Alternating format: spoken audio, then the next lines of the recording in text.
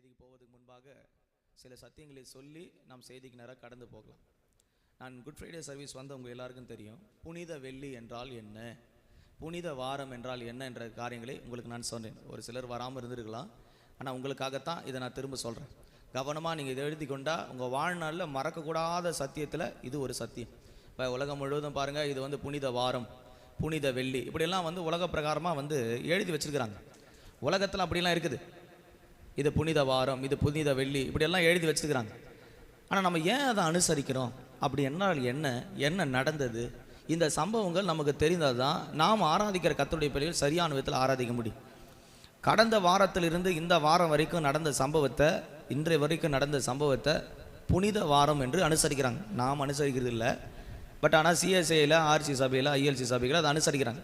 சில பேருக்கு அது தெரியாமல் கூட அனுசரிக்கிறாங்க, என்ன பண்ணுறன்னு தெரியாமல் பண்ணிக்கிட்டு இருக்கிறாங்க. ஆனால் வேத சட்டம் சில காரியங்கள் நமக்கு உணர்த்துகிறது, என்னவென்று நமக்கு போதிக்கிறது. அந்த சத்தியங்களை நாம் அறிந்து அவைகளை அனுசரித்தால் அதன் மூலமாக நன்மை பெற்றுக்கொள்ளலாம்.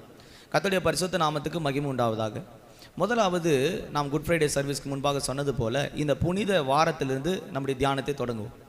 புனித வாரம் அது என்றால் என்ன? அது பரிசுத்தமாக்கப்பட்ட வாரம் அல்லது இயேசு கிறிஸ்துனுடைய கடைசி 7 நாட்களில் சம்பவித்த சம்பவங்களை புனித வாரமாக உலகத்திலே சொல்லப்படுகிறார்கள், அதை அனுசரிக்கிறார்கள். கடந்த ஞாயிற்றுக்கிழமையிலிருந்து இந்த ஞாயிற்றுக்கிழமை வரையிலும் அது புனித வாரம் என்று சொல்லப்படுகிறது. ஏன்னா இயேசு கிறிஸ்து கடைசியாக இந்த 7 நாட்களை என்னெல்லாம் செஞ்சாரோ அதை சொல்லி ஜபம் வச்சு, இந்த 40 நாள் உபாசித்தவங்க இல்லை 21 நாள் உபாசித்தவங்க இதெல்லாம் வச்சு ஜபிக்கிறதான ஒரு காலங்கள். அப்போ நாம் ஒரு காரியத்தையும் நான் உங்களுக்கு ஏற்கனவே சொன்னதை திரும்ப உங்களுக்கு நினைப்பூட்டுகிறேன். ஞாயிற்றுக்கிழமை ஆண்டவர் என்ன செய்தார்? கடந்த ஞாயிற்றுக்கிழமையில் அவர் எருசலேமின் வீதிகளில் பவனி வந்து, ஓசன்னா, கர்த்தரால் ஸ்தோத்தரிக்கப்பட்டவர் வந்திருக்கிறார், தாவீதின் குமாரனுக்கு ஓசன்னா ஓசன்னா என்று எருசலேமின் வீதிகள் எல்லாம் அவரை மகிமைப்படுத்தி அவரை ஓசன்னா என்று துதித்து உயர்த்தினார்கள். இது நடந்தது சரியாக கடந்த ஞாயிற்றுக்கிழமை என்று எடுத்துக்கொள்ளும். அடுத்த நாள் திங்கட்கிழமை. அந்த நாள் என்ன நடந்தது அதை நீங்கள் கவனமாய் பார்க்கும்போது, அந்த நாளில் அத்தி மரத்தை ஆண்டவர் சபித்ததும், தேவாலயத்துக்கு புறப்பட்டு போய் தேவாலயத்தில் காசுக்காரர்களையும் புறா விற்கிறவர்களையும் மற்றவர்களையும் சபையை விட்டு துரத்தினதாக நாம் அங்கே படிக்கிறோம். இது நடந்தது திங்கட்கிழமை. செவ்வாய்க்கிழமை குறித்து நாம் படிக்கும்போது அது சொல்லப்பட்டிருக்கிற வசனம் சொல்லப்பட்டது, பிரதான ஆசாரியர், வேத பார்கர், மூப்பரின் நடுவே அவர் இருந்தார். அவர்களிடத்தில் கேள்விகள் கேட்கப்பட்டது. உனக்கு இந்த அதிகாரத்தை கொடுத்தது யார்? எந்த அதிகாரத்தில் நீ இந்த அற்புதங்களை செய்கிறாய்? இவைகள் எல்லாம் கேள்விகளாக கேட்கப்பட்டது. ஆண்டவராக இயேசு அவர்களுக்கு சொல்கிறாரு, யோவான் ஸ்நானகன் கொடுத்த ஞானஸ்தானம் தேவனால் உண்டானதா, மனுஷனால் உண்டானதா? இந்த கேள்வியை கேட்டபோது அவர்களிடத்தில் பதில் இல்லை. இது நடந்த நாள் செவ்வாய்க்கிழமை. புதன்கிழமை என்ன நடந்தது? புதன்கிழமை அன்று யூதாஸ் காரியத்துக்குள்ள பிசாசு புகுந்தான். 30 வெள்ளிக்காசை வாங்கி இயேசுவை காட்டி கொடுக்கும்படியான சமயத்தை தேடிக்கொண்டிருந்ததான நாள் புதன்கிழமை. வியாழக்கிழமை என்ன நடந்தது? வியாழக்கிழமையில ஆண்டு சொல்றார், நீங்கள் போய் பஸ்காவை ஆயத்தம் பண்ணுங்கள். அன்று சாயங்காலத்தில் அவர்கள் பஸ்காவாகிய திருவிருந்தை ஆயத்தம் பண்ணினார்கள். வியாழக்கிழமை சாயங்காலம். நல்லா கவனிங்க, இது வந்து உங்கள் வாழ்நாளிலே மறக்கக்கூடாது. வியாழக்கிழமை சாயங்காலத்தில் அவர் வந்து பஸ்காவை ஆசரிக்கிறதுக்கு ஆயத்தம் பண்ணின இடத்துக்கு சாயங்காலம் எல்லாம் போகிறாங்க. அங்கே பஸ்காவை புசிக்கிற நேரத்தில் பேதருக்கு சொல்கிறாரு, நீ என்ன மறுதளிப்ப? யூதாஸுக்கு சொல்கிறார், என்னோட தாளத்தில் கையிடுகிறவன் எவனோ அவன் என்னை முத்தத்தினால் காட்டி கொடுக்க போகிறான் என்று அவங்க இருவருக்கும் சொல்கிறார். இந்த சம்பவம் முடிந்த பின்பு, அந்த ஸ்தோத்திர பாட்டை பாடி பஸ்காவை முடித்த பின்பு நேராக அந்த இரவில் ஒலிவ மலை எண்ணப்பட்டதான கெத்செமனே தோட்டத்துக்கு அவர் ஜெபிக்கும்படியாக புறப்பட்டு போகிறார். அங்கே இரவெல்லாம் 3 விசை ஜெபித்து இவர்கள் தூங்கி கொண்டிருந்ததை கண்டதாக நாம் வேதத்தில் வசனங்களில் படிக்கிறோம். 3 முறை கெத்செமனே தோட்டத்தில் வியாகுலப்பட்டு, பிதாவே இந்த பாத்திரம் என்னை விட்டு நீங்க கூடுமானால் நீங்கும்படி செய்யும், ஆகிலும் என் சித்தத்தின்படி அல்ல உம்முடைய சித்தத்தின்படியே ஆக கடவுது என்று சொல்லி அவர் ஜெபம் பண்ணினதாக நாம் சுவிசேஷ புஸ்தகத்தில் படிக்கிறோம். இந்த வியாழக்கிழமை இரவு இந்த சம்பவம் நடக்கும்போது, அதிகாலை விடியற்காலை வரும்போது யூதாசும் போர் சேவகர்களும் பிடிக்கும்படியாக அங்கே வருகிறார்கள். வெள்ளிக்கிழமையினுடைய அதிகாலை விடியற்காலை நேரம் அவரை கைது செய்கிறாங்க. இயேசுவை கைது செய்து, அந்த சம்பவங்கள் உங்களுக்கு தெரியும். பேதுரு ஒருவனை காதரை வெட்டினான், அதுக்கு பின்பு அந்த காதை கத்தர் ஒட்டினதாக, இங்கே இயேசு யாருன்னு கேட்கும்போது நான் தான் சொல்லும்போது சிலர் விழுந்ததாக, இதெல்லாம் வேதத்தில் இருக்கிற சம்பவங்கள் நமக்கு தெரிந்தது தான். இந்த சம்பவங்கள் அந்த வியாழக்கிழமையினுடைய முடிவில் வெள்ளிக்கிழமையுடைய காலை அதிகாலையில் நடக்கிறது. இது எல்லாம் அவரை பிடிக்கும்படி அதிகாலையில் புறப்பட்டு வராங்க. பிடித்த கொஞ்ச நேரத்தில் விடியற் காலத்தில் அவரை கொண்டு போய் பிரதான ஆசாரியர், மூப்பர், வேத பார்க்க இருக்கிற சங்கமாகிய அண்ணாவினுடைய வீட்டுக்கு கொண்டு போகிறாங்க. கொண்டு போய் இவரிடத்துல என்ன குற்றம் இருக்கிறது என்று கேள்வி கேட்கும்படி எல்லாரும் கூட்டம் கூடி இயேசுவை எப்படியாவது கொலை செய்யணும்னு வகை தேடிட்டு கொண்டிருந்தார்கள். அந்த நேரத்தில் அந்த வெள்ளிக்கிழமை விடியற் காலையில் ஏன் கொண்டு போனாங்க அப்படி நீங்கள் வேதத்தில் பார்க்கும்போது, அது பஸ்காவுக்கு ஆயத்தம் பண்ணுகிறதான முந்தைய நாட்கள் ஒரு நாள் தான் இருக்குது. பஸ்காவை ஆயத்தம் பண்ணுற நாட்களிலோ அல்லது பஸ்காவை நாட்களிலோ எந்த கொலையும் எந்த தண்டனையும் செய்யக்கூடாது என்பது யூதருடைய முறைமை. அப்போ அவங்க எல்லாம் என்ன தீர்மானம் பண்ணிட்டாங்கன்னா, இப்போ விட்டோம்னா 2 நாள் கழித்து தான் இவருக்கு தண்டனை கொடுக்க முடியும். அப்போ தண்டனையை இன்றைக்கே நிறைவேற்றணும் தீவிரமாக பிடித்த நேரத்தில் விடியற் காலத்தில் நேராக கொண்டு போய் அங்கே சங்கத்தில் கூட்டி நிற்கிறாங்க. அப்போ விடியற் காலத்தில் எல்லாரும் கூட்டி நிற்கும்போது 2 பொய் சாட்சிகளை ஏற்படுத்துகிறாங்க. அவரிடத்துல எந்த குற்றத்தையும் கண்டுபிடிக்க முடியல. 2 பொய் சாட்சிகளை ஏற்படுத்துகிறாங்க. ஒன்று, ஆலயத்தை இடிப்பேன்னு சொன்னார். 2வது, இடித்த ஆலயத்தை நான் 3 நாட்களில் எழுப்புவேன் என்று சொன்னார். இதெல்லாம் நம்ம வெள்ளிக்கிழமை தியானம் பண்ணோம். திரும்ப உங்கள் சிந்தைக்கு கொண்டு வருகிறேன். ஏன்னா அடுத்த 2 நாட்கள் என்ன நடந்ததுன்னு உங்களுக்கு தெரிவதற்காக இதை திரும்ப நினைப்பூட்டுறேன். கவனிங்க, இது உங்கள் வாழ்நாளிலே மறக்கக்கூடாத முக்கியமான சம்பவங்கள். அப்போ வெள்ளிக்கிழமை காலை விடியற் காலையில் வேத பார்க்கர் வீடுகளில் இருந்தபோது அவர்கள் இந்த 2 சாட்சிகளை வைத்துக்கொண்டு நேராக பிலாத்து இடத்துல கொண்டு போகிறாங்க. பிலாத்தினுடைய நியாயாசனத்துக்கு கூட கொண்டு போகலை, பிலாத்தினுடைய வீட்டுக்கே கொண்டு போகிறாங்க. ஒரு மனுஷனை தண்டிக்கப்பட வேண்டுமானால் அவனை நீதிபதிக்கு முன்பாக நியாயஸ்தானத்துக்கு முன்பாக கொண்டு வரணும். ஆனால் இயேசு கிறிஸ்துவுக்கு அவ்வளோ நேரம் இல்லை. எப்படியாவது சீக்கிரமாக அவர் கொலை செய்யணும்னு கொண்டு போய் அவ்வளோ விடியற் காலத்தில் நேராக பிலாத்தின் வீடு கொண்டு போகிறாங்க. கொண்டு போன பிறகு பிலாத்து சொல்கிறான், இவரிடத்தில் ஒரு குற்றம் இல்லை. அந்த நேரத்தில் அவங்க சொல்கிறாங்க, இவர் ஒரு கலிலேயன். அப்போ கலிலேயனாக இருந்தால் நான் நியாயம் இருக்கக்கூடாது, நீங்கள் எங்கே கொண்டு போங்க, ஏரோதின் இடத்தில் கொண்டு போங்க. அந்த நாட்களிலே எருசலேமிலே ஏரோது வந்தான். ஏரோதின் இடத்துல இயேசுவை அனுப்பி வைத்தார். ஏரோது பேசுகிறான், கேட்குறான், எதுக்கு ஆண்டவர் என்ன செய்யலைன்னா பதிலே பேசலை.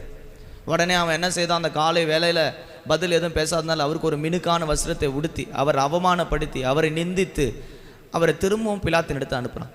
பிலாத்து இந்த இரவு வேலையில் இங்கே பேசிக்கிறதுக்குள்ளே பிலாத்துடைய மனைவிக்கு ஏற்கனவே முந்தைய நாள் சொப்பனத்து நைட்டில் வருது, அந்த நீதிமானுடைய இரத்த பழிக்கு நீ ஆளாகக்கூடாது என்று சொப்பனத்தில் பிலாத்துடைய மனைவிக்கு சொப்பனம் வருகிறது.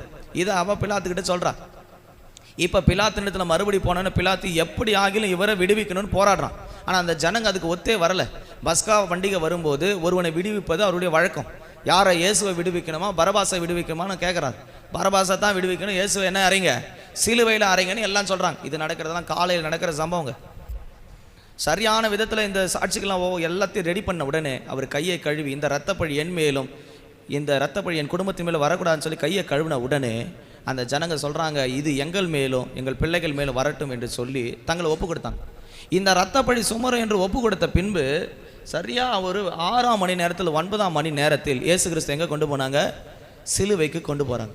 சிலுவைக்கு கொண்டு போன பின்பு அவரை சிலுவை கொண்டு போகிறதுக்கு முன்பாக அவரை முள் மூடி காரி துப்பி சரீரத்தெல்லாம் கிழித்து அவருக்கு அவ்வளோ சேதங்களை உண்டு பண்ணி தான் அவரை கொண்டு போய் எங்கே நிறுத்தினாங்கன்னா சிலுவையில் நின்றாங்க. அவரை சிலுவையில் அடித்ததான நேரம் வெள்ளிக்கிழமை சரியாக 6ஆம் மணி நேரத்திலிருந்து 9ஆம் மணி நேரம் என்று வேதத்தில் குறிப்பிடப்பட்டிருக்குது. நம்முடைய நாட்களில் இருக்கிறதான இந்த நேரத்தின் காலத்தின்படி அது சரியாக 12 மணியிலிருந்து 3 மணிக்குள் நடந்த சம்பவம் என்று சொல்லப்படுறது. இது எல்லாம் என்னைக்கு நடந்தது, வெள்ளிக்கிழமை நடந்தது. இதெல்லாம் தான் நம்ம குட் ஃப்ரைடே சர்வீஸில் நீங்கள் கேட்டிருப்பீங்க. அந்த 12லேருந்து 3 மணியில் அவர் பட்ட வேதனையில் பேசினதான 7 வார்த்தைகளை எல்லா சபையிலும் பேசியிருப்பாங்க. பிதாவே இவர்களுக்கு மன்னியும், தாங்கள் செய்வது என்னதென்று அறியாமல் இருக்கிறார்கள், இன்றைக்கு நீ என்னோடு கூட பரதேசில் இருப்பாய், அதோ உன் மகன், அதோ உன் தாய், இதெல்லாம் சொல்லியிருப்பார். 7 வார்த்தைகள் இதெல்லாம் உங்களுக்கு குட் ஃப்ரைடே சர்வீஸில் சொல்லியிருப்பாங்க. இந்த 7 வார்த்தைகளை சொன்ன பிறகு என்ன நடந்தது, அதற்கு அடுத்த சம்பவங்கள் என்ன நடந்ததுன்றதை நாம் நிதானித்து இந்த சத்தியத்தை அறிந்து கொள்ள கர்த்தர் நமக்கு உதவி செய்வாராக. வெள்ளிக்கிழமையினுடைய அந்த சரியாக 3 மணிக்கு பிற்பாடு அவர் ஜீவனை விட்டதான ஒரு சமயம். அது ஜீவனை விட்ட பின்பு அவருடைய ஆவியை பிதாவிடத்தில் ஒப்பு கொடுத்த பின்பு அவர் மரித்த நிலவரத்தில் காணப்படுகிறார். அவரை இறக்கி வைக்கிறதான ஒரு சம்பவம் வரும்போது பிலாத்தின் இடத்துல அந்த நாட்களில் அங்கே இருந்ததான யோசேப்பு என்று சொல்லப்படுகிற ஒரு ஐஸ்வர்யவான் இருந்தான், அரிமத்திய ஊரானாகிய யோசேப்பு. அதை நீங்கள் வேதத்தில் படிக்கும்போது லூக்காவின் புஸ்தகம் 23ஆம் அதிகாரம் 54ஆம் வசனத்தை படிக்கும்போது, அன்று சாயங்கால வேளையிலே அவன் போய் பிலாத்தின் இடத்துல பேசி அவருடைய சரீரத்தை வாங்கும்படியாக போய் அந்த சரீரத்தை வாங்கி அதை அடக்கம் செய்யும்படியாக கல்லறைக்கு கொண்டு போகிறான். படிங்க 23:54.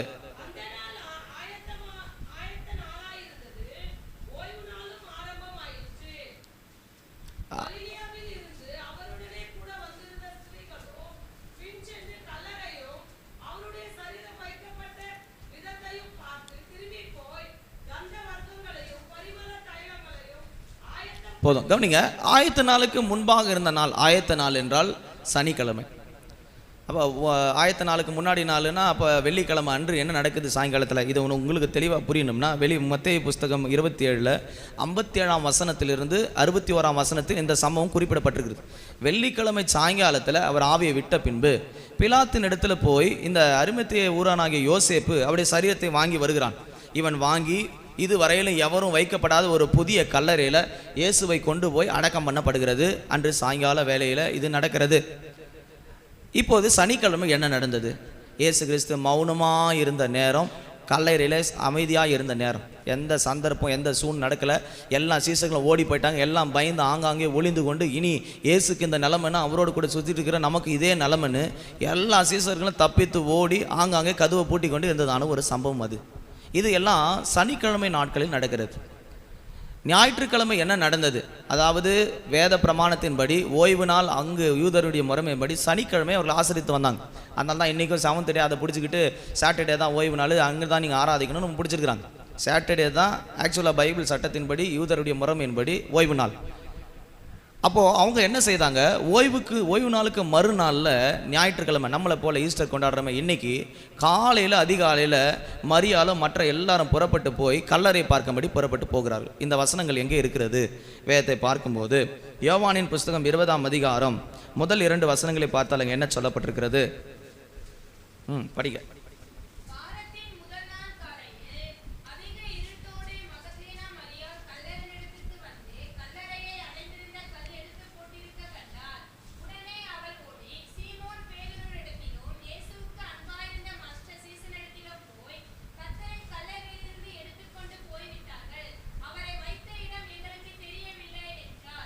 நீங்கள் அந்த வசனத்தை படிக்கும்போது காலையில் இருட்டோடு அவர்கள் புறப்பட்டு போனார்களாம். மத்தேயு 28 இதே வசனங்கள் சொல்லப்பட்டு 28 முதல் 2 வசனங்களில் அதிகாலையில் அவர்கள் எல்லாரும் கல்லறாண்டில் போனார்கள். அப்போ இந்த ஞாயிற்றுக்கிழமையிலேருந்து ஞாயிற்றுக்கிழமை வரைக்கும் நடந்த சம்பவங்கள் உங்களுக்கு ஞாபகம் இருக்கணும்.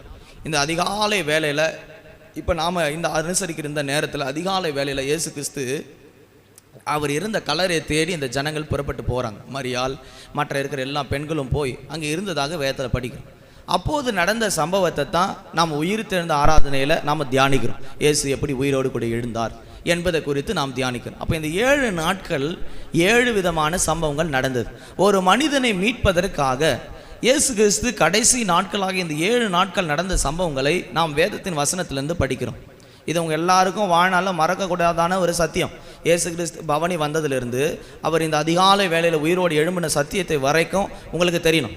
அதற்கப்புறம் அவர் எங்கே தரிசனமானார், எத்தனை இடங்களில் தரிசனமானார் என்பது வேதத்தில் சொல்லப்பட்டிருக்கிறது. 3 இடங்களில் தரிசனமானார் என்று 3 வித்தியாசமான இடங்களை குறித்து நாம் வேதத்தில் படிக்கிறோம். இவையெல்லாம் உங்களுக்கு தெரிந்திருக்க வேண்டும். கர்த்தருடைய பரிசுத்த நாமத்துக்கு மகிமை உண்டாவதாக. இந்த காலை வேளை நம்முடைய தியானத்திற்காக யோபின் புஸ்தகத்திலிருந்து நம்முடைய தியானத்தை தொடங்கும். யோபின் புஸ்தகம் 19ஆம் அதிகாரம் 25ஆம் வசனத்தை வாசி கேட்போம். யோபு 19:25.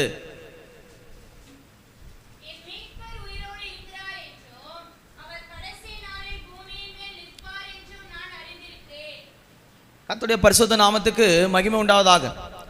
இந்த காலை வேளையிலே நான் உங்களுக்கு புனித வாரத்தை குறித்து விளக்கி இப்போது சத்தியத்துக்கு நேராக நாம் வந்திருக்கிறோம். எங்கெங்கேயோ உங்கள் சிந்தைகளை வைத்துக்கொண்டு இந்த வசனங்களை கேட்பில்லானால் இந்த உயிர்த்தெழுந்த வார்த்தை உங்கள் வாழ்க்கையில் பிரயோஜனம் இல்லாமல் போய்விடும். தயவு செய்து உங்கள் சிந்தைகள், மனது, எல்லா காரியங்களும் கொஞ்ச நேரம் கர்த்தருக்கு ஒப்பு கொடுங்க. யோபின் புஸ்தகத்தில் சொல்லப்படுகிறது, என் மீட்பர் உயிரோடு இருக்கிறார். இதை சொன்னதான யோபினுடைய நிலைமையை சற்று சிந்தித்து பாருங்கள். எல்லாமே இழந்து ஒன்றுமில்லாத சூழ்நிலையில் நடு தெருவில் உட்கார்ந்து கொண்டு தனிமையில் புரண்டு கொண்டிருக்கிறதான மனுஷனுடைய வார்த்தை, எல்லாவற்றையும் நான் இழந்தாலும் என்னோடு கூட இருக்கிறவர் ஒருவர் இருக்கிறார், அவர் என் மீட்பர், அவர் உயிரோடு கூட இருக்கிறார். நாம் ஆராதிக்கிற தேவன் ஜீவன் உள்ள தேவன், அவர் மரித்த தேவன் அல்ல.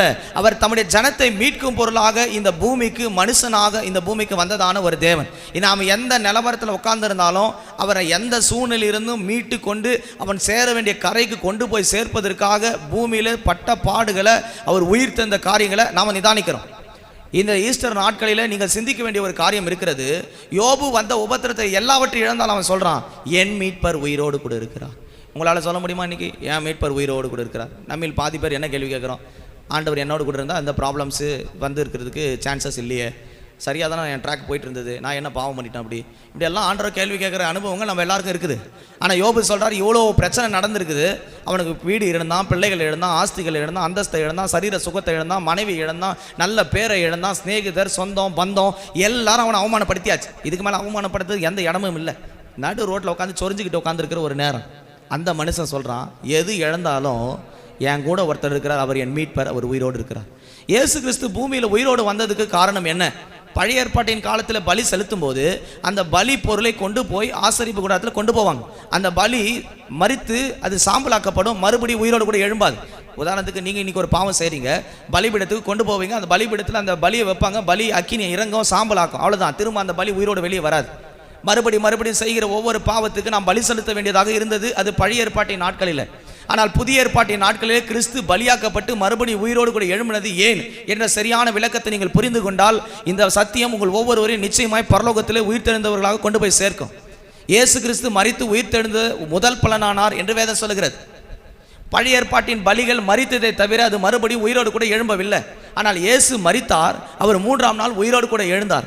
ஏன் எழுந்தார்? பாவிகள் ஒவ்வொருவரும் பாவம் செய்து மரித்த நிலவரத்தில் இருக்கிறவர்களை இயேசு கிறிஸ்துவை நம்பி விசுவாசிக்கிறவர்கள் அவர்களும் இதே போல பாவத்துக்கு இந்த உலகத்திலே மரித்து அவரை விசுவாசிகள் அவர் உயிரோடு கூட எழும்பினது போல உயிரோடு எழும்புவதற்காக தன்னையே பலியாக ஒப்பு கொடுத்தார். பழைய ஏற்பாட்டு நாட்கள் நீங்கள் பலி செலுத்திட்டு நீங்கள் பாவம் செய்வீங்கன்னா முடிவு பரலோக ராஜ்யம் இல்லை, அவங்களுக்கு பரலோகம் இல்லை, நித்தியம் இல்லை. ஏன்னா அந்த பலி பொருள் மறுபடியும் உயிரோடு கூட வரலை. ஆனால் இயேசு கிறிஸ்து மரித்து உயிரோடு கூட எழுந்தார் பாருங்க. இந்த பலியோடு கூட ரத்தத்தோடு கூட இணைந்திருக்கிற நமக்கு ஒரு நிச்சயம் இருக்குது.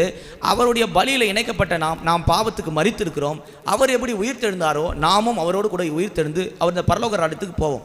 இதுதான் பழைய ஏற்பாட்டுக்கும் புதிய ஏற்பாட்டுக்கும் உள்ள வித்தியாசம். அதனால தான் பலியினாலே நீதிமான்கள் ஆக்கப்படவில்லை என்று பழைய ஏற்பாட்டில் இருக்கிற பரிசுத்தவான்களை குறித்து வேதம் சொல்லப்பட்டிருக்குது. பலி எவ்வளவோ கொடுத்தாங்க, காடுகளை கொடுத்தாங்க, மாடுகளை கொடுத்தாங்க, புறாக்களை கொடுத்தாங்க. ஆனால் அது எல்லாமே சாம்பலாக்கப்பட்டதை தவிர மறுபடியும் ஜீவனோடு வரவில்லை. உலகத்தில் முதல் கொடுக்கப்பட்ட ஒரு பலி மறுபடியும் உயிரோடு கூட எழும்பினது என்றால் அது ஒரே பலி, ஆட்டுக்குட்டியானவராகிய நம்முடைய ஒரே பேரான பழுதற்ற இயேசு கிறிஸ்து என்ற நாமம் உடையவர். இங்க இருக்கிற ஒவ்வொருவருக்காக அவர் சிலுவையில் ரத்தம் சிந்தி ஜீவனை கொடுத்து விலைக்கிரியத்தினால் உங்களை வாங்கி ரட்சித்து மறுபடியும் நீங்கள் அந்த ஸ்தானத்துக்கு உயிர் தெரிந்து போக வேண்டும் என்பதற்காக அவர் மீட்கும் பொருளாக உயிரோடு இருக்கிறார். இந்த வெளிப்பாடு இந்த யோபுக்கு உண்டானது எப்படி என்பதை நாம் சிந்தித்து பார்ப்போமானால், எல்லாவற்றையும் இழந்தால் கூட அவன் சொல்கிறான், என் மீட்பர் உயிரோடு கூட இருக்கிறார், என் கண்கள் அவரை காணும், அந்நிய கண்கள் அல்ல, என் சொந்த கண்கள் காணும், பூமியின் தூளிலே நான் இருந்தேன் ஆனாலும் என் கண்கள் என் தேவனை காணும் என்று சொல்கிறான். நான் மரிச்சா கூட எனக்கு ஒரு நிச்சயம் இருக்குது, நான் உயிரோடு கூட எழுப்பப்படுவேன். இங்கே இருக்கிற ஒவ்வொருக்கும் ஒரு நிச்சயம் வேணும். நான் மரிச்சா கூட, ஒருவேளை இந்த தேகத்தை விட்டு நான் பிரிந்தா கூட நான் ஒரு நிச்சயம் இருக்குது, எனக்காக பலி செலுத்தி நான் அவரோடு கூட இணைக்கப்பட்டிருக்கேன். அவர் மரித்து உயிர் தெழுந்தது போல நானும் உயிர் தெழுந்து அவரோடு கூட போவேன். அவர் ஒரு மீட்பர். உயிர் தெழுதலில் தேவனுடைய வல்லமைகளை நாம் சிந்திக்க இந்த காலவேளை நம்மை தாழ்த்தி ஒப்பு கொடுக்கிற ஒரு நேரம் இது. வேதத்தில் படித்து பார்க்கும்போது மத்தேயின் புஸ்தகத்தை சிந்தித்தால் அங்கே என்ன சொல்லப்பட்டிருக்கிறது? 28ஆம் அதிகாரம் 5-6 வசனங்களை படிக்கும்போது,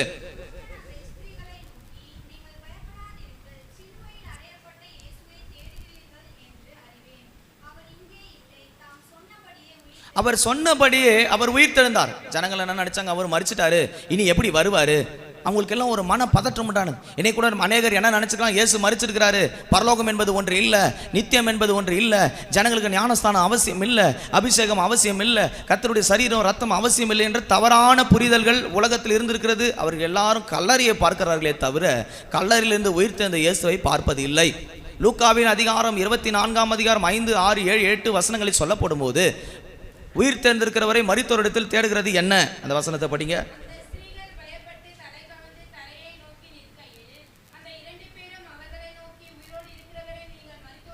உயிரோடு இருக்கிறவரை மரித்தோரிடத்தில் தேடுகிறது என்ன? இன்னைக்கு அநேகர் தேவனை எந்த விதத்தில் பிடித்திருக்கிறாங்கன்னா மரித்த தேவனாக நினைச்சிருக்கிறாங்க. சின்ன ஒரு சிலுவை வச்சுக்கிட்டு, ஒரு போட்டோ வச்சுக்கிட்டு, மாலை போட்டுக்கிட்டு, கேண்டல் ஏற்றிக்கிட்டு உட்காந்துருக்கிறாங்க. தேவன் மரித்த தேவன் அல்ல. நாம் ஆராதிக்கிற தேவன் ஜீவன் உள்ள தேவன். நீங்கள் குட் ஃப்ரைடே சர்வீஸ் ஆராதிச்சிருக்கலாம், இயேசு செத்ததான் நினைக்கல, செத்ததான் நினைவு கூறுறோம். அவர் சாகலை, அவர் ஜீவன் உள்ள தேவன். எந்த தேவனுக்கும் கிடைக்கப்படாத ஒரு வல்லம் அவர்கிட்ட இருக்குது. அதை நீங்கள் விளங்குறதுக்கு தான் இப்படிப்பட்ட ஈஸ்டர் ஆராதனை, குட் ஃப்ரைடே ஆராதனை நினைவு கூறுறதுக்கான நேரத்தை நம்ம கத்த தந்திருக்கிறார். என் மீட்பர் உயிரோடு கூட இருக்கிறார். இந்த நிச்சயம் இந்த ஜனங்க கண்ணார கண்டவர்களுக்கு கூட இல்லை, ஆனால் இந்த யோபுக்கு இருந்தது. அவன் சொல்கிறான், என் மீட்பர் உயிரோடு இருக்கிறார். இயேசு உயிர் தந்ததான சில சம்பவங்களை நான் உங்களுக்கு சொல்கிறேன். இயேசு கிறிஸ்துவின் உயிர் தந்ததில் இருக்கிற வல்லமையை நீங்கள் ஒவ்வொருவரும் இங்கே பெற்றுக்கொண்டு இன்று திரும்ப வேண்டும். முதலாவது உயிர்த்ததின் வல்லமை ஒரு மனிதனை மீட்கிறது. அதனால தான் யோபு சொல்றான், என் மீட்பர் உயிரோடு இருக்கிறார். உயிர்த்தெழுந்த தேவன் ஒரு மனிதனை மீட்டு பாவத்திலும் சாபத்திலும் பாதாளத்துக்கு நரகத்துக்கு போக வேண்டிய ஜனத்தை மறுபடியும் பரலோகத்துக்கு மீட்டு கொண்டு போவதற்காக அவர் பூமிக்கு வந்தார். அதனால தான் வெளிப்படுத்தலின் புஸ்தகம் நாம் அங்கே படிக்கும்போது, வெளிப்படுத்தலின் புஸ்தகம் 1ஆம் அதிகாரம் 18ஆம் வசனத்தை படிக்கும்போது, மரித்தேன் ஆனாலும் சதா காலங்களிலும் உங்களோடு கூட இருக்கிறேன் என்று படிக்கிறோம். படிங்க அந்த வசனத்தை.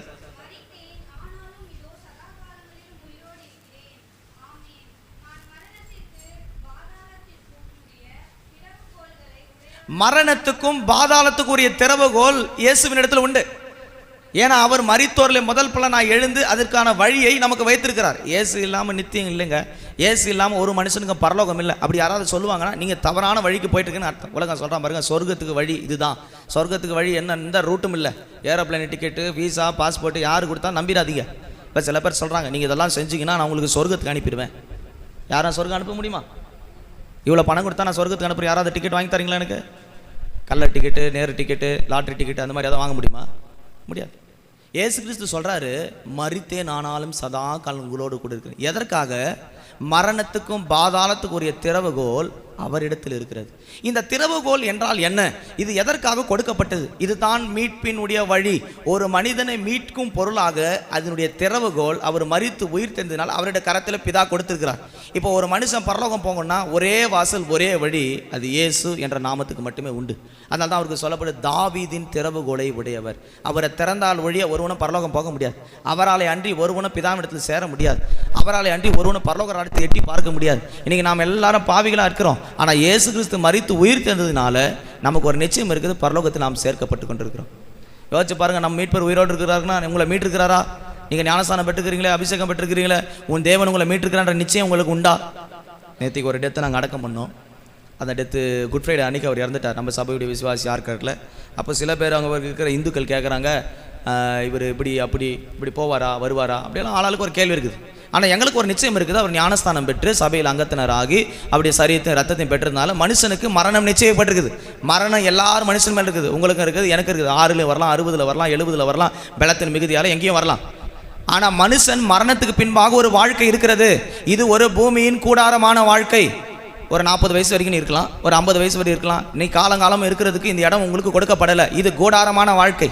ஆனால் நித்தியமாய் போய் ஒரு மனிதன் பரலோகத்தில் சேர்வதற்கு இரவும் பகலும் கர்த்தரை ஆராதிக்கிற ஒரு இடம் இருக்கிறது. அது நித்திய வாழ்க்கை, அது பிதாவுடைய ஸ்தலம். அதுக்கு போவதற்கு ஒரே மீட்பு உண்டு. அதுதான் கல்வாரியில் சிந்தி ரத்தத்தை விலைக்கரியமாய் கொடுத்த இயேசு கிறிஸ்துவினால் உண்டான வழி. அதுக்கு தான் சொல்லப்பட்டது, தாவீதின் திறவுகோலை உடையவர். இந்த தாவீதின் திறவுகோல் என்பதை கொண்டு சிந்தித்து பார்க்கும்போது, தாவீதின் நகரம் என்பது யூதாவை குறிக்கிறது. ரட்சிக்கப்பட்டு கர்த்தரை ஆராதிக்கிற அல்லது ரட்சிக்கப்பட்ட தேவ ஜனங்களுக்கு கொடுக்கப்பட்டிருக்கிற வழிதான் இந்த மீட்பின் வழி ஆகிய பரலோக ராஜ்யம். மற்ற யாரும் பரலோகத்தை சிந்திக்கலாம், ஆனால் போக முடியாது. வெளிப்படுத்தல் புஸ்தகம் 2ஆம் அதிகாரத்தை பார்க்கும்போது தாவீதின் திறவுகோலை குறித்து அங்கே சொல்லப்பட்டிருக்கிறது. வெளிப்படுத்தல் புஸ்தகம் 3ஆம் அதிகாரம் 7ஆம் வசனத்தை சிந்தித்தால் அங்கே என்ன சொல்லப்பட்டிருக்கிறது? படிங்க, 3:7.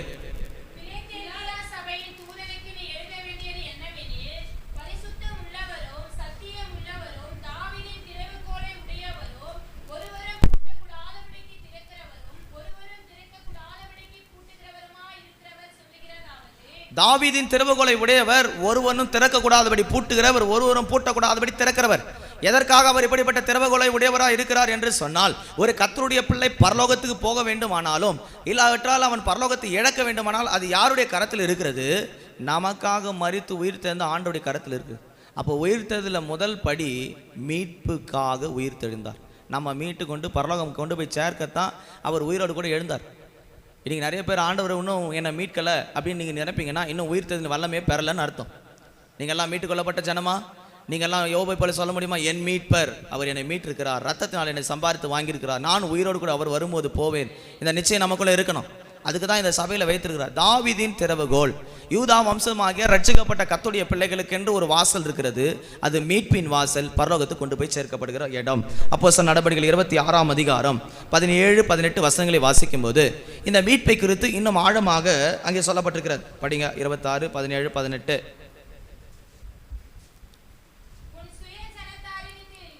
உன் சுய ஜனத்தாரின் நின்றோம், அந்நிய ஜனத்தாரின் நின்றோம் உன்னை விடுதலையாக்கி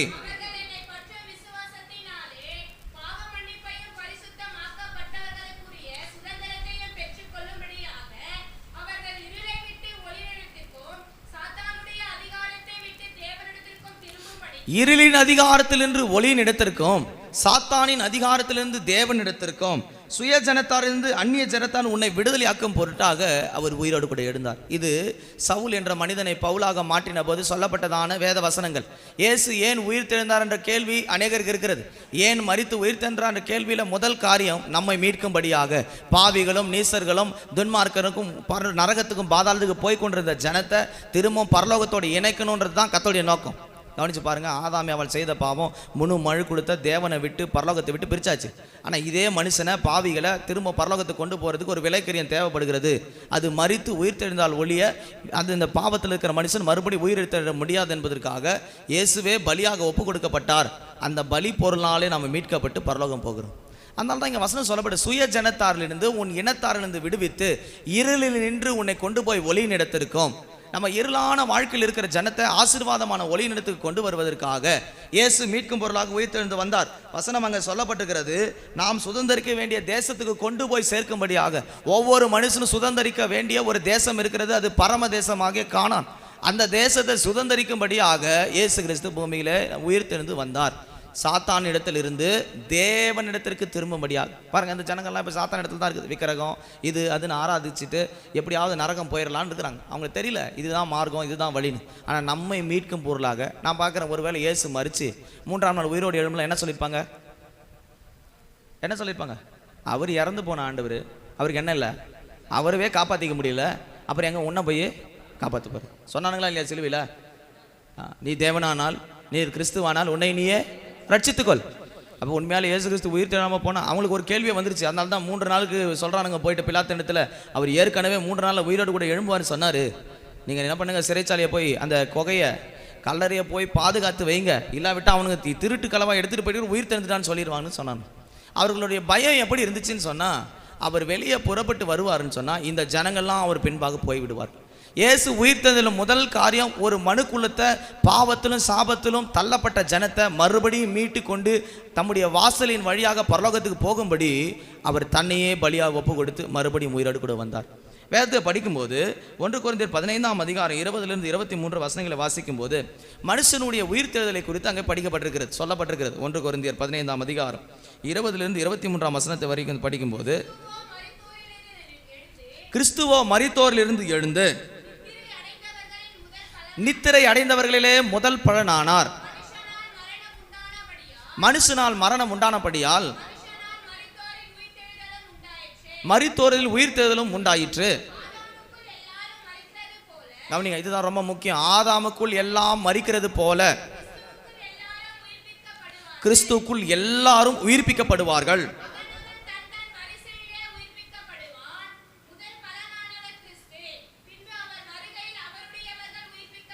பின்பு அவர் வருகையில் அவருடையவர்கள் உயிர்ப்பிக்கப்படுவார்கள். இந்த 20 15 20 23 வசனங்களை சொல்லப்பட்டிருக்கிறது.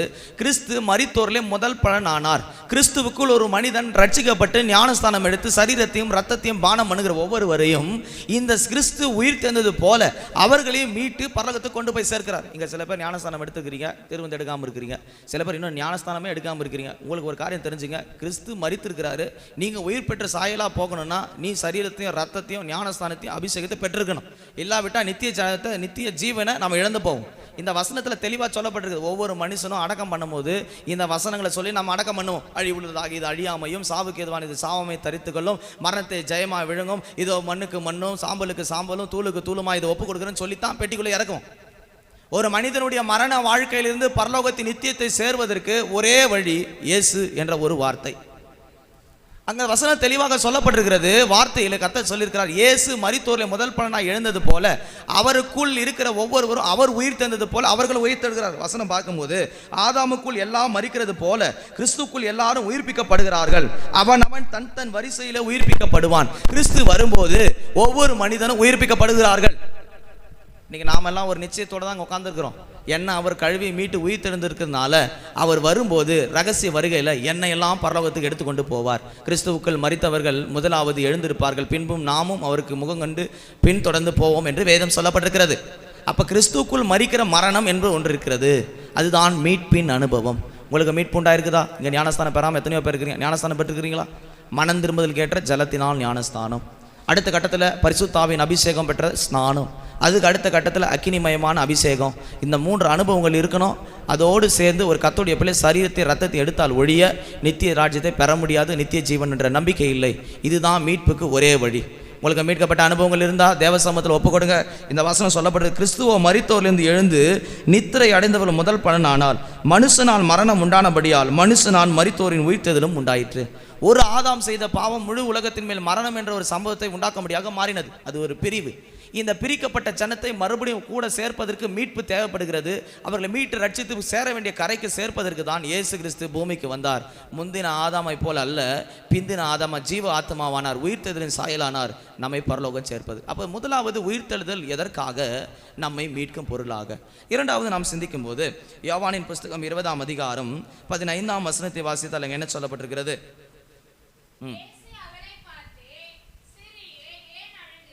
சில ஸ்திரீகள் இயேசுவின் இடத்துல பார்க்க போனார்கள். அந்த ஜனங்கள் எல்லாரும் அழுது கொண்டு வந்தார்கள். ஆண்டவர் கேட்டால், நீ ஏன் அழுகிறாய்? இன்னைக்கு நம்முடைய வாழ்க்கையில் எத்தனையோ கவலை, பாரம், போராட்டங்கள் நம்மளை அட வைக்கிறது. கண்ணீர் தான் பாதி வாழ்க்கையில் கரைச்சி சாம்பல் ஆக்குது. எந்த வியாதியும் பாரு, டாக்டர் என்ன சொல்கிறான்? Over stress, depression. இப்போ சில ஹார்ட் அட்டாக்லாம் வருது. ஏன் ஹார்ட் அட்டாக் வருது அப்படின்னு கேட்பீங்கன்னு சொன்னால், அவங்க எடுத்த கட்டம் முதல் கட்டமாக தான் சொல்கிறான். கொலஸ்ட்ராலு அதெல்லாம் அப்புறம் தான். ஃபஸ்ட்டு அட்டாக் தான் எது தான்? Over depression, stress. எதை பற்றியும் கவலைப்படாதுன்னு சொல்கிறேன். எப்படி கவலைப்படாமல் இருக்க முடியும்? உங்களை கேட்டால் என்ன சொல்லுவீங்க? அது எப்படி கவலைப்படாமல் இருக்க முடியும்? முடியாமல் தான் நாங்கள் இங்கே வந்து அழுகிறோம் இல்லை? ஆண்டவர் சொல்கிறா, நீ ஏன் அழுகிறாய்? இதே வசனத்தை தான் சாமுவேல் நீங்கள் வேதத்தில் எல்கானா சொல்லும் போது, நீ ஏன் அழுகிறாய், ஏன் சாப்பிடாமல் இருக்கிறாய் என்று அன்னாளை பார்த்து எல்கானா கேட்டான். ஒரு நல்ல கணவன் மனைவிக்குள்ள புரிதல் இருந்து எப்படி கேட்கிறார்களோ அதே போல கர்த்தரை இழந்து வாடி தவித்து அழுது கொண்டிருந்தான அந்த ஸ்திரீகளை பார்த்து கர்த்தர் சொன்னார், நீ ஏன் அழுகிறாய்? அவங்க நினைச்சாங்க, ஆண்டவர் எங்களை விட்டு போயிட்டாரு, மறிச்சிட்டாரு, இதுக்கப்புறம் எங்களுக்கு வாழ்க்கை இல்லை, எங்களுக்கு வழி இல்லை, ஒன்றுமே இல்லை. இன்னைக்கு அநேகர் நம்முடைய வாழ்க்கையில் கூட கர்த்தர் இல்லை, வழி இல்லை, எங்களுக்கு எந்த வாய்ப்பும் இல்லை. இப்படிப்பட்டதான சிந்தைகள் நம்முடைய மனதுக்குள்ளே ஓடி நம்முடைய கண்ணீர் வர வைக்கிறது. ஆனால் ஒரு நிச்சயம் நமக்கு இருக்கிறது, கர்த்தர் நம்மோடு கூட பேசுகிறவர். நீ ஏன் அழுகிறாய்?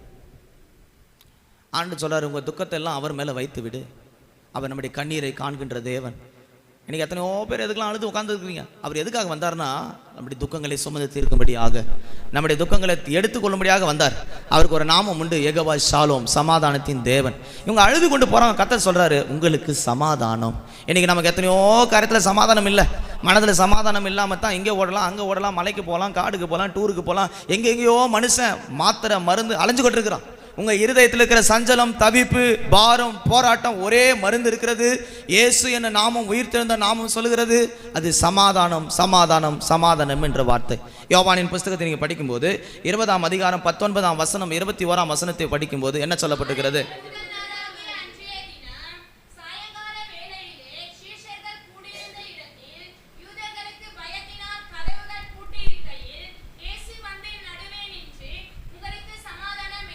இதே வசனங்கள் 21ஆம் வசனத்திலும் 26ஆம் வசனத்திலும் சொல்லப்பட்டிருக்கு. சீசருங்க எல்லாம் கதவை போட்டு அழுகுறாங்க, இயேசு எங்களை விட்டு போயிட்டாரு, இதுக்கு மேலே வாழ்க்கை இல்லை, நல்லா தான் இருந்தார், அற்புதங்களை செஞ்சார், எத்தனையோ பேர் மரித்தோர்லாம் எழுப்பினார், ஆனால் இப்போ எங்களை தவிப்பு வச்சுட்டு விட்டு போயிட்டார். குடும்பத்தில் பாருங்கள், ரொம்ப அன்பாக இருந்தவங்க, குடும்ப தலைவர்கள், குடும்பத்தில் மிக பொறுப்பில் இருக்கிறவங்க, குடும்பத்தை நடத்துகிறவங்க இல்லைன்ற வார்த்தை கேட்டால் நம்மளால் தாங்க முடியல. இப்போ நேற்றுக்கு நாங்கள் அந்த டெத்தை அடக்கம் பண்ண போனோமே, 2 சின்ன பிள்ளைங்க, ரொம்ப சின்ன குட்டி குட்டி பிள்ளைங்க, அவர் இறந்துட்டார். இப்போ அந்த பிள்ளைங்களை இவங்க கொண்டு வந்து கரை சேர்த்து இவங்க வாழ்க்கையில் கொண்டு வரது ரொம்ப டஃப்பான காலம். அதுவும் இந்த காலத்தில் சரி 3 பேர் சேர்ந்து அழுறாங்க பாருங்கள். எங்களால் துக்கம் தாங்க முடியல. ஏன்னா அவங்க நம்பி இருந்த தலைவன் இப்போ அங்கே இல்லை. ஒரு உலக பிரகாரமான கணவன் கொஞ்ச காலம் கூட இருந்து நம்முடைய வாழ்க்கையை நடத்துகிறவர் இல்லைன்ற வார்த்தை வரும்போது இவ்வளோ பயம் இருக்குமானால், உலகத்தின் முடிவு பறிந்து நான் உங்களோடு கூட இருப்பேன்ற வாக்கு சொல்லின தேவன் இப்போது இல்லை என்ற கேள்வி வரும்போது சீசருடைய மனநிலைமை என்னவா இருக்குன்னு யோசிச்சு பாருங்க. அவர் வராருன்னு சொன்ன உடனே இவங்க வலையை விட்டுட்டாங்க, வேலையை விட்டுட்டாங்க, படகை விட்டுட்டாங்க, எல்லாத்தையும் விட்டுட்டு தான் அவர் பின்னாடி வந்தாங்க. ஆனால் வந்த பிறகு இங்கே போராட்டம் வந்து அவர் இப்போ இல்லைன்ற கேள்வி வந்தவொடனே இவங்க மனத்தாங்கள் தாங்க முடியல, கதவை பூட்டிக்கிட்டு அழுதுட்டு இருக்கிறாங்க. ஒன்று எங்களையாவது, நான் நினைக்கிறேன் கதவை பூட்டிட்டு அவர் சத்தது போல் எங்களையாவது மரணத்தை எடுத்துக்கொள்ளுங்க, இதுக்கு மேலே பூமியில் வாழ முடியாது. ஏன்னா வேலை இல்லை, குடும்பம் இல்லை, எல்லாத்தையும் விட்டாச்சு. இந்த உலக பிரகாரமாக நாமும் அநேக காரியங்கள் இதை இழந்திருக்கிறோம், அதை இழந்திருக்கிறோம், ஒருவேளை இதை இழந்து விடுவோம் என்ற மன கேள்விகள் நமக்குள்ளே வரும்போது நமக்குள்ளே துக்கம் தாங்க முடியாமல் கண்ணீர் வருவதற்கு காரணமாக இருக்கிறது. நீ எதை இழந்திருந்தாலும், எதை இழக்க போகிற சூழ்நிலை நீ பயந்திருந்தாலும் கர்த்தருடைய வார்த்தை உன்னை சந்திக்கிறது. நீ ஏன் அழுகிறாய்? இதோ உனக்கு ஒரு சமாதானமான செய்தி. கர்த்தர் உங்களுக்கு சமாதானத்தை தருகிறது, உலகம் தருகிற பிரகாரமாக அல்ல. யோவானின் புஸ்தகத்தில் படிக்கும்போது அங்கே என்ன சொல்லப்பட்டிருக்கிறது? யோவானின் புஸ்தகத்தில் நாம் சிந்தித்தால் 24 சாரி 14, 26, 27. படிங்க.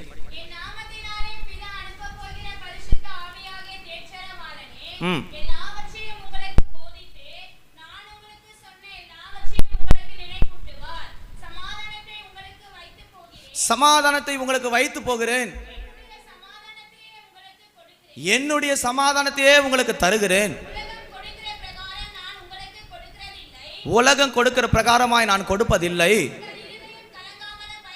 உங்கள் இருதயம் கலங்காமலும் பயப்படாமலும் இருப்பதாக. எத்தனை காரியத்தில் இருதயத்திலையும் பயப்பட்டு வந்திருக்கலாம், கலங்கி வந்திருக்கலாம். ஆனால் ஜீவன் உள்ள தேவன் உயிரோடு கூட எழுந்தது இந்த முழு உலகத்தின் மேல் சமாதானத்தை அனுப்பும்படியாக. அவருடைய நாமம் சமாதான பிரபு. நீங்கள் வச்சு பாருங்கள், எல்லா சமாதானப்படுத்துக்கு ஆளை கொண்டு வரோம், பணத்தை செலவு பண்ணுறோம், நேரங்களை செலவு பண்ணுறோம், எதையோ உலகத்தில் செலவு பண்ணிக்கிட்டு இருக்கிறோம். ஆனால் அது சமாதானம் தருமானா? இம்மைக்கான சமாதானம் ஒரு 5 மினிட்ஸ் தான், டெம்பரவரி. ஆனால் கர்த்தர் தருகிற சமாதானம் ஒன்று இருக்கிறது. அது மரண பரியந்த ஒரு மனிதனை நடத்தி முடிவிலே மகிமையிலே கொண்டு போய் சேர்க்கும் வரையிலும் அது சமாதானமுள்ளதாய் நடக்கும். சமாதானம் இல்லாமல் இருக்கிற உங்களுடைய மனதை கர்த்தர் அறிந்து தான் உங்களுக்கு இந்த வார்த்தையை சொல்லிக் கொண்டிருக்கிறார். ஜீவன் உள்ள தேவன் மரித்தோரிலே முதல் பலனாய் எழுந்ததின் காரணம் பயந்து திகில் உள்ளவர்களாய் அடைக்கப்பட்ட நிலவரத்திலிருந்து வந்த வசனம் உங்களுக்கு சமாதானம் என்று சொல்லப்பட்டது. அதுக்கு தான் சொல்றாரு, நான் போய் அவரை அனுப்புவேன், அவர் உங்களுக்கு சமாதானத்தை தருவார். அது யாரு? அதுதான் பரிசுத்த ஆவியானவர். உங்களுக்குள்ள பரிசுத்த ஆவி இல்லாதனால தான் நீங்கள் துக்கத்தை தாண்டி வெளியே வர முடியல. உங்களுக்குள்ள பரிசுத்த ஆவி இல்லாதனால தான் அழுகையின் சம்பவங்களை தாண்டி வெளியே வர முடியல. உங்களுக்குள்ள பரிசுத்த ஆவி இல்லாதனால தான் எந்த சூழ்நிலையும் தாங்கிக்க முடியாமல், பலவீனங்களை தாங்க முடியாமல், போராட்டங்களை தாங்க முடியாமல் அழுது கதவை பூட்டிக்கிட்டு ஒரு மூலையில் உட்காந்துருக்கிறோம். நீங்கள் நிறைய விசுவாசிங்க பிரச்சனை அதுதான். சபையில் நல்லா ஆராதிப்பாங்க, பாடுவாங்க, எல்லாம் இருக்குது. ஆனால் தனி வீட்டில் உட்காந்து பாருங்க, ஓனால எப்படி வசனம் சொல்லப்பட்ட சமாதானத்தின் தேவன் சொல்ற. ஏன் உன் வாழ்க்கையில் சமாதானம் இல்லை? சிந்திச்சியா? நான் எந்த காரியத்தில் தவறு இருக்கிறேன்? ஏன் என் வாழ்க்கையில் சமாதானம் இல்லை? ஏன் என் குடும்பத்தில் சமாதானம் இல்லை? ஏன் என் வேலையில் சமாதானம் இல்லை? இப்படிப்பட்ட கேள்விகள் உங்களுக்குள்ள இருக்குமானால் ஒரே பதில், பரிசுத்த ஆவியானவரின் நிறைவை நீ இன்னும் பெறாமல் இருக்கிறார். அப்போஸ்தலர்கள் கலங்கி தவித்து கதவை மூடிக்கொண்டு அழுதிருந்தது உண்மைத்தான். ஆனால் கர்த்தர் அவங்களை தேடி சந்தித்து சொல்றாரு, உங்களுக்கு சமாதானம் உண்டாவதாக. இந்த வார்த்தை அவர்களுக்கு சொன்ன உடனே தேவ சமாதானம் இருதயங்களை ஆளுகை செய்து அவர்களை மறுபடியும் வர வேண்டிய ஸ்தானத்துக்கு கொண்டு போனது. அதெல்லாம் வசனத்தில் நம்ம வாசிக்கிறோம். இந்த சீசர்கள் நடந்து கொண்டு போகும்போது அவர் பேசினார், மறுபடியும் அவர்கள் உயிர்ப்பிக்கிறபடியாக எருசலேமுக்கு போய் காத்திருக்கும்படி சொன்னார். பரிசுத்த ஆவி இறங்கின உடனே இனி கதவை போட்டலை, இனி அழலை, இனி பயப்படலை, இனி அழுகலை. நேராக உலகம் முழுவதும் போய் இயேசுவின் நாமத்துக்காக உலகம் முழுவதும் சாட்சிகளை நின்றாங்க. அதுக்கு ஒரே காரணம் என்ன? பரிசுத்த ஆவியின் வல்லமை. இயேசு கிறிஸ்து போய் அனுப்புனது, உயிரோடு கூட எழுந்தது பரிசுத்த ஆவி உங்களுக்கு தருவதற்கு தான். இங்கே இருக்கிற நிறைய பேர் அபிஷேகம் பெறாமல் இருக்கிறீங்க, அந்நிய பாஷை அடையாளம் பெறாமல் இருக்கிறீங்க, வரங்கள் வல்லமைகளை பெறாமல் இருக்கிறீங்க. நீங்கள் இதில் பெற்றுக்கிட்டு இருந்தால் திரும்ப திரும்ப போராடி மாம்சத்தில் விழுந்துக்கிட்டு தான் இருக்கணும். ஒரு படி நீ ஜெயிக்கிறதுக்கு எப்போ அடுத்தபடி நீங்கள் கீழே விழுந்திருப்பீங்க. விசுவாசத்தில் ஒரு அடி மேலே வைப்பீங்க, 2 அடி கீழே விழுவீங்க. இதுக்கு காரணம் என்னென்னா சரியான பரிசுத்தாவின் வல்லமையை நீங்கள் பெற்றுக்கொள்ளாமல் இருப்பது. இந்த எம்மாவூர் சீசரை குறித்து நம்ம வேதத்தில் படிக்கிறோம். யோவானின் புஸ்தகத்தில், லூக்காவின் புஸ்தகத்தில் படிக்கும்போது 24ஆம் அதிகாரம் 13ஆம் வசனத்தில் எம்மாவூருக்கு சென்று கொண்டான 2 நபர்களை குறித்து படிக்கிறோம். அவங்க அழுது கொண்டு துக்கத்தோடு போகிறாங்க. அந்த வசனத்தை நீங்கள் படிப்பீங்கன்னு சொன்னால் 17ஆம் வசனத்தில் சொல்லப்பட்டு துக்க முகமாய் அவர்கள் புறப்பட்டு போனார். அது மட்டும் படிங்க. 17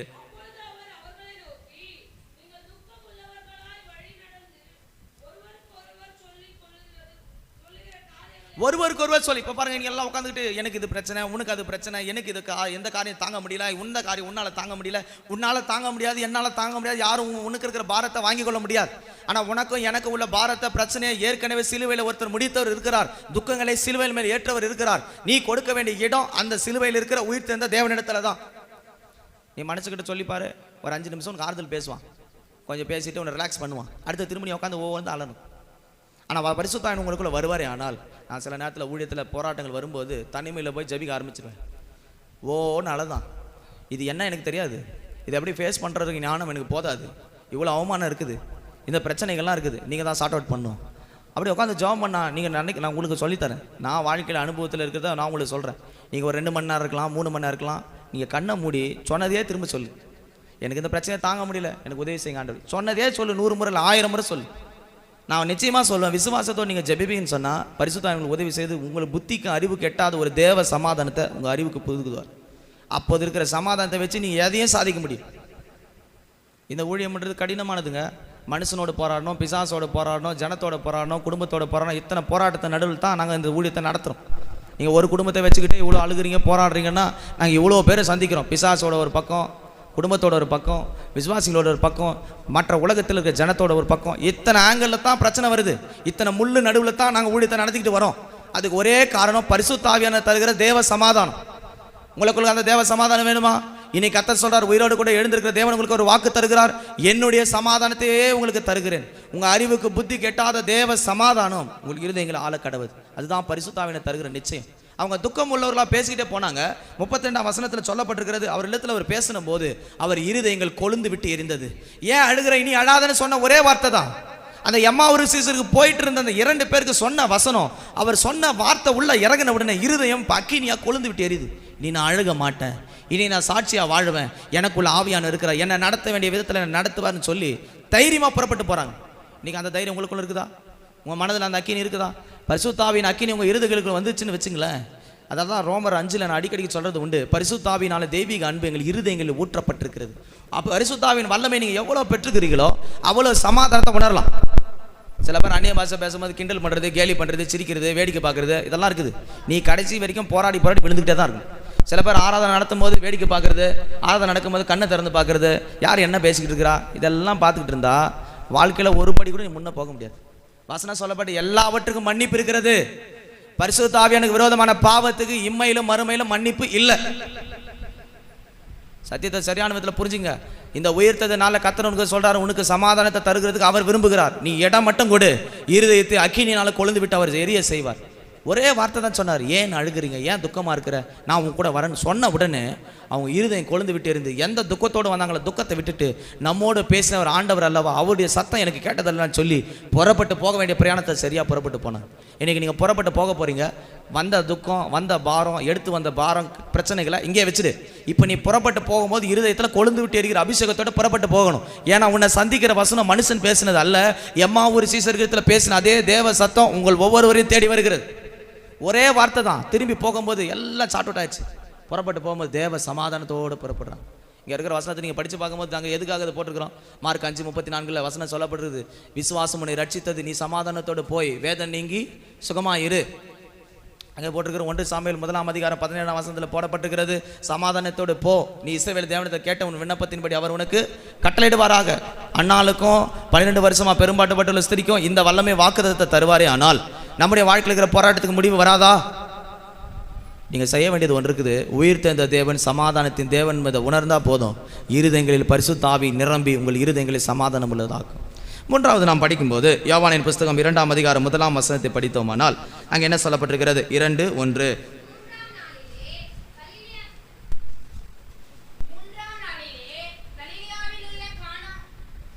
21 படிங்க. யோவான் 21:1 வேகமாக படிக்கணும்.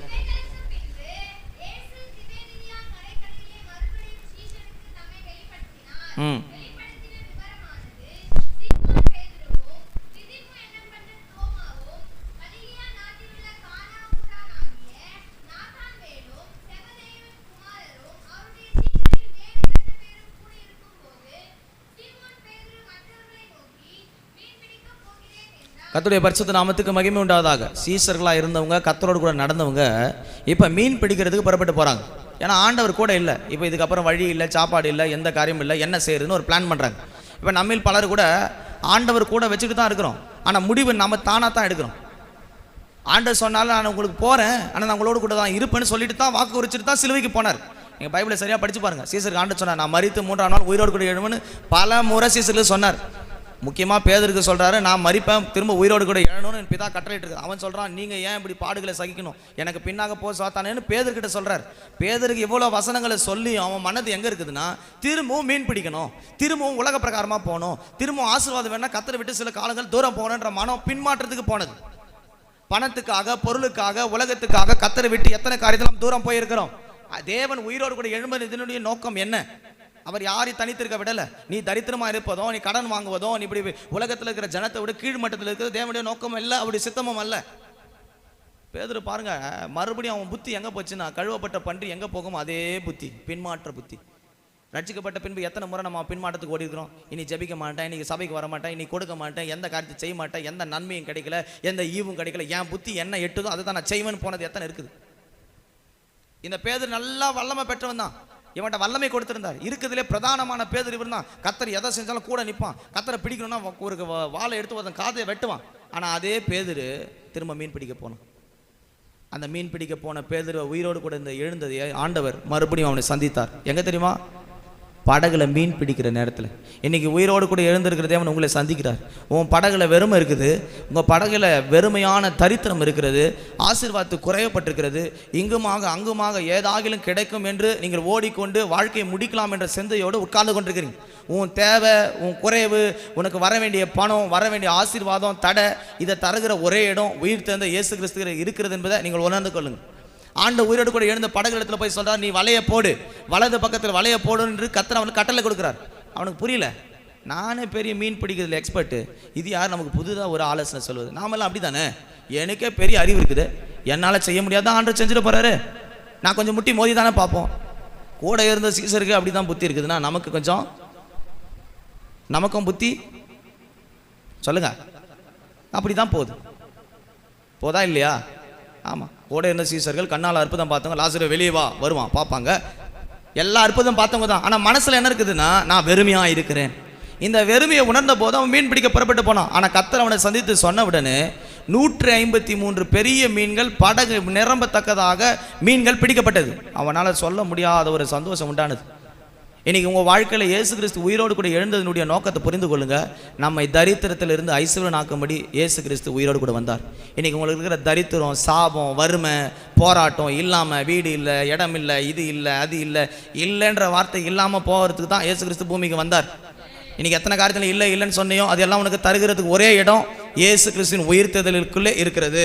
வேதத்தை படிக்கும்போது யோவானின் புஸ்தகத்தில் நம்ம 21ஆம் அதிகாரத்தில் 10, 11, 12 படிக்கும்போது,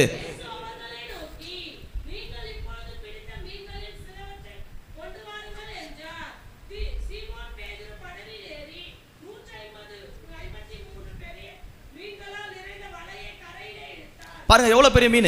இவன் இரவெல்லாம் போராடிக்கிட்டு இருக்கிறான். இப்போ நாம் கூட டஃப் சப்ஜெக்ட் வந்தால் நம்ம நைட்டெல்லாம் படிப்போம் உட்காந்துக்கிட்டு. மற்ற சப்ஜெக்ட்லாம் காலையிலே படித்து முடிச்சிடுவோம். டஃப் சப்ஜெக்ட் வந்துருச்சுன்னா நைட்டெல்லாம் படிப்போம், எழுதி பார்ப்போம், படித்து பார்ப்போம், படுத்துலாம் புரண்டு பார்ப்போம். காலைல பார்த்தா எல்லாம் ஆயிரும். அதே கேஸ் தான் பேதுரு. ஆண்டவர் கூட இருக்கிறார், உயிர் தந்திருக்கான்னு தெரியும், எல்லா சத்தியமும் தெரியும், வசனம் தெரியும், எல்லாம் தெரியும். உருண்டு பரண்டு பார்க்குறான், ஏன்னா வரல வலையில். நான் பார்த்தேன், மீன் பிடிக்கிறவன் போய் இப்படியா மீன் பிடிப்பான்? படிக்கிற பிள்ளைங்களுக்கு யாராவது படின்னு சொல்லணுமா? உலகம் சொல்லுது பாரு, படிக்கிற பிள்ளைங்க யாரும் படிக்க சொல்ல வேண்டிய இல்லைங்க, அது சரியாக படிச்சிடும். மீன் பிடிக்கிறவனுக்கு போய் மீன் பிடிக்க யாராவது சொல்லிக் கொடுக்க முடியுமா? சொல்லுங்களேன். நீ சொன்னா என்ன சொல்லுவான்? நல்லா வண்டி ஓட்டுற டிரைவர்கிட்ட போய்ட்டு வண்டியை கொடுப்பா, நான் எப்படி ஓட்டணும் சொல்லி கொடுனா என்ன சொல்லுவான்? இத்தனை வருஷமாக வண்டி ஓட்டி லைசன்ஸ் வாங்கி நான் ஓட்டிட்டு இருக்கிறேன், எனக்கே நீ என்ன சொல்லித்தர, கற்றுக் கொடுக்குறியா?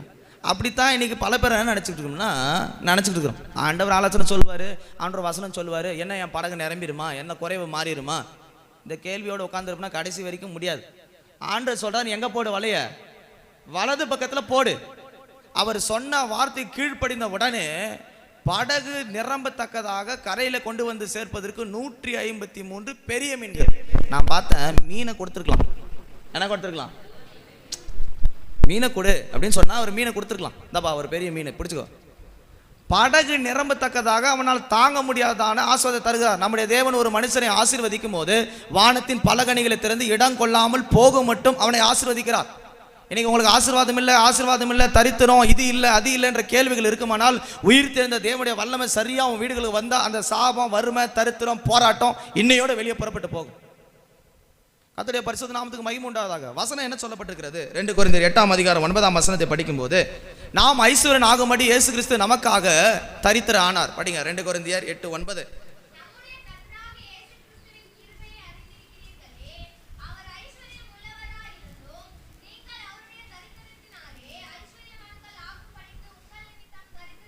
நம் நிமித்தம் அவர் சிலுவையில தரித்திரானார். அவர் தரித்திரம் இல்லைங்க, வானத்துக்கு பூமிக்கு அதிகாரம் இருக்குது.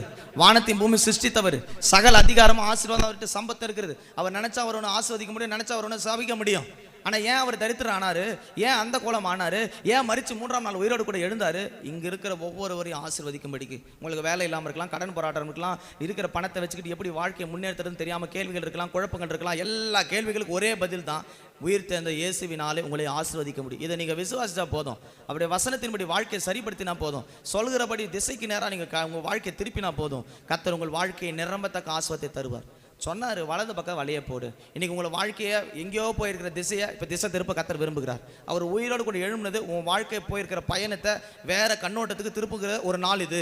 நீங்கள் எப்படியோ இப்போ தாறுமாறாக போயிருக்கலாம், எங்கே போனால் நடக்கும், அங்கே போனால் நடக்கும் நடந்திருக்கலாம். ஆனால் இப்போ அவர் வழிக்கு நீங்கள் ஒப்பு கொடுங்க. ஆண்டவரே, உங்களுடைய வழிக்கு என்ன ஒப்பு கொடுக்குறேன். கர்த்தர் தருகிற ஆசீர்வாதமே ஐஸ்வர்யத்தை தரும். அதனோடு கூட அவர் வேதனை கூட்டார். உயிர் தேர்ந்த தேவனுடைய வசனத்தை கேட்டு வசனத்துக்கு ஒப்பு கொடுத்த வாழ்க்கையை பாதையை திருப்பினால் போதும். நீங்கள் நினைக்கிறதுக்கு மேலான ஆசீர்வாதம் கிடைக்கும். நாம் என்ன நினைக்கிறோம், முட்டி சந்தில் போய் முட்டிக்கிட்டு வண்டி போல நின்றுருக்கு. அப்படியா? முட்டி சந்தில் என்ன போக முடியுமா? எப்படி போவீங்க? இடிச்சு தான் போகணும். இல்லை திரும்ப அங்கேயே தான் முட்டிக்கிட்டு நிற்கணும். நீங்கள் பாதி பேர் முட்டிக்கிட்டு தான் நிற்கிறோம். போகவும் முடியல, இருக்கவும் முடியல, இருக்கா? அப்படியே அதே இடத்துல திரும்ப அதே பாரம், அதே போராட்டம், அதே கடன், அதே வறுமை, அதே சாபம், அதே இல்லை. நான் உங்களுக்கு ஒன்று சொல்கிறேன், இல்லைன்னு ஒன்று வச்சுங்க, தேவ சமூகத்தில் போட்டு முழங்கால. இன்றைக்கி நான் உங்களுக்கு ஒரு காரியத்தை சொல்லித்தரேன். எது இல்லைனாலும் பரவாயில்ல, எது இல்லைனாலும் பரவாயில்ல. கர்த்தர் உங்களுக்கு காட்டுகிற பாதையில் நிச்சயமாக ஆசை இருக்கும். நான் உங்களுக்கு பல முறை என் வாழ்க்கை சாட்சி சொல்லியிருக்கிறேன். வேலையில் இருக்கும்போது 3 கார்டு வச்சுருப்பேன். எந்த கார்டில் பணம் செலப்புன்னு எனக்கு தெரியாது. எதை வேணால் வாங்குவேன், என் விருப்பம் தான், யாரும் எனக்கு கேட்க முடியாது. ஆனால் இப்போ ஊழியத்துக்கு வரும்போது நான் சொன்னேன், ஆண்டவரே, இவ்வளோ பணத்தை கொடுத்தீங்க, இந்த ஒரு 60,000 70,000 கொடுத்தீங்க, நல்லா செலவு பண்ணி ஜாலியாக இருந்துட்டேன். இப்போ இங்கே கூப்பிட்டு வரீங்க, எனக்கு யாரையுமே தெரியாது, விசுவாசிங்களே முதலாவது எனக்கு தெரியாது. எப்படி இதை ரன் பண்ண போகிறோம், எப்படி என் வாழ்க்கை நடத்துவேன், லோனெல்லாம் வாங்கிட்டேன், இடம் வேறு வாங்கியிருக்கிறேன், எப்படி கட்டுறது? நான் சொல்லுவேன் என் வாழ்க்கையின் சாட்சி உங்களுக்கு. இது வரைக்கும் நான் மற்றவங்களுக்கு கொடுத்துருக்கேனே தவிர ஒருத்தர் இடத்துலும் கடன் வாங்கும்படி தேவன் என் கரத்தை விட்டதே இல்லை. என்னை ஆசீர்வதிக்க உன்னை ஆசீர்வதிப்பார். நம்முடைய தேவன் ஆசீர்வதிக்கும் போது கொஞ்சம் கொடுக்கறது இல்லை, உங்கள் தேவைக்கு மிஞ்சி எடுக்கும்படி கர்த்தர் கொடுப்பார். சீசர்களுக்கு ஆண்டவர் அப்பத்தை கொடுத்தாரு, 5 மீன் 2 மீன், 5 அப்பம் 2 மீன் துண்டு, அதை அப்படியே கொடுத்துட்டு முடிச்சிருங்கப்பா அவங்களுக்குன்னு சொல்லலை, மீதியானதை எடுக்கும்படி செய்தார். நம்ம தேவன் ஏதாவது ஒன்று நிச்சயமாக உண்மை உள்ளவருக்கு ஆசீர்வதிப்பாரே, ஆனால் அது நிறைவானது வரும். அதனால தான் எபேசியர் 1ஆம் அதிகாரம் 3ஆம் வசனத்தில் சொல்லப்பட்டுகிறது, அவர் சிலுவையில் சிந்தின ரத்தம் உயிர்த்தெழுதலும் ஒரு மனிதனை உன்னதங்களுக்குரிய சகல ஆசீர்வாதங்களினாலும் நம்மை அவர் ஆசீர்வதித்திருக்கிறார். எபேசியர் 1ஆம் அதிகாரம் 3ஆம் வசனம்.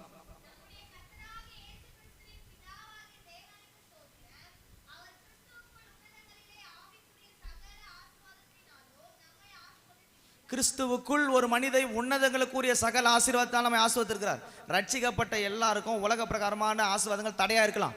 ஆனால் ஞானஸ்தானம் பெற்று அவருடைய திசையில் அவருடைய பாதையில் உங்கள் வழியை மாற்றி நடக்கும்போது உங்கள் தேவை அறிந்து உன்னதங்களில் இருக்கிற சகல ஆசீர்வாதங்களினாலும் கர்த்தர் நம்மை ஆசீர்வதிக்கிறார். அதனால தான் வாக்கு பண்ணார் மத்தேயு 28:20, இதோ உலகத்தின் முடிவு வரைந்த சகல நாட்களிலும் நான் உங்களோடு கூட இருக்கிறேன். நான் போதும் நினைக்கிறேன். ஒரு 3 காரியத்தை உங்களுக்கு சொல்லியிருக்கிறேன். இயேசு கிறிஸ்து ஏன் உயிரோடு கூட எழுந்தார், உயிர்த்தெழு இருக்கிற வல்லமை என்ன, புனித வாரத்தை குறித்தான காலங்களுக்கு சொல்லியிருக்கிறேன். திரும்ப உங்கள் நினைப்புக்கு நான் கொண்டு வருகிறேன். இயேசு கிறிஸ்து உயிர் தெழுந்ததின் சம்பவம் அல்லது உயிர் தெழுதலினுடைய காரியங்களை குறித்து நாம் சிந்தித்திருக்கிறோம். அவர் நம்முடைய மீட்பர். உயிர் தெழுந்தது நம்மை மீட்கும் பொருளாக. புறஜாதியாரும் சுயஜனத்தோடு இருந்தவர்கள், உலக கலப்புகளோடு இருந்தவர்கள், பாவத்திலும் சாபத்திலும் கட்டப்பட்டிருந்தவர்கள், பின்மாற்றத்தில் கட்டப்பட்டிருந்தவர்கள், இருளிலே கட்டப்பட்டிருந்தவர்கள், சாத்தானின் கோட்டையில் இருந்தவர்களை இருளிலிருந்து ஒளிக்கும், சாத்தானிலிருந்து தேவனுக்கும் சுயஜனத்திலிருந்து பரலோக சுதந்திரத்துக்கும் கொண்டு வரும்படிக்கு மீட்கும்படிக்கு அவர் உயிரோடு கூட எழும்பி வந்தார். 2வது, நம்முடைய துக்கங்கள், அழுகை, போராட்டங்கள், சாபங்கள் இவர்களெல்லாம் அவர் ஏற்றுக்கொண்டு நமக்கு ஒரு சமாதானத்தை தரும்படி சமாதான பிரபுவாக அவருடைய சமாதானத்தை தந்து நம்ம அனைவரை நடத்தும்படிக்கு அவர் உயிர் தெழுந்தார். 3வது, ஒன்றுமில்லாமல் இருக்கிற தரித்திர கூட்டங்களை மறுபடியும் ஆசீர்வாதங்களுக்குரிய ஸ்தானங்களுக்கு கொண்டு வருவதற்கு அவர் உயிரோடு கூட எழுந்தார் என்ற 3 காரியங்களை உங்களுக்கு சொல்லியிருக்கிறேன். இது ஏதோ இன்னைக்கு செய்தி கேட்டுட்டு விட்டுறதில்லை. மத்தேயு 28:20 படி இந்த வசனத்தை நீங்கள் சரியாக பயன்படுத்தினா, இதோ உலகத்தின் முடிவு பரியந்தும் சகல நாட்களும் இந்த உயிரோடு இருக்கிற தேவன் உங்களையும் உங்கள் பிள்ளைகளையும் உங்கள் குடும்பங்களையும் நித்தியத்துக்கு கொண்டு போகும் வரை அவர் வழிநடத்துவார். ஏனென்றால் என் மீட்பர் உயிரோடு இருக்கிறார். நாம் ஆராதிக்கிற தேவன் மரித்த தேவன் அல்ல, ஜீவன் உள்ள தேவன். முழங்கால் படிட்டு, ஆண்டவரே, இந்த உயிர் தந்த நாள்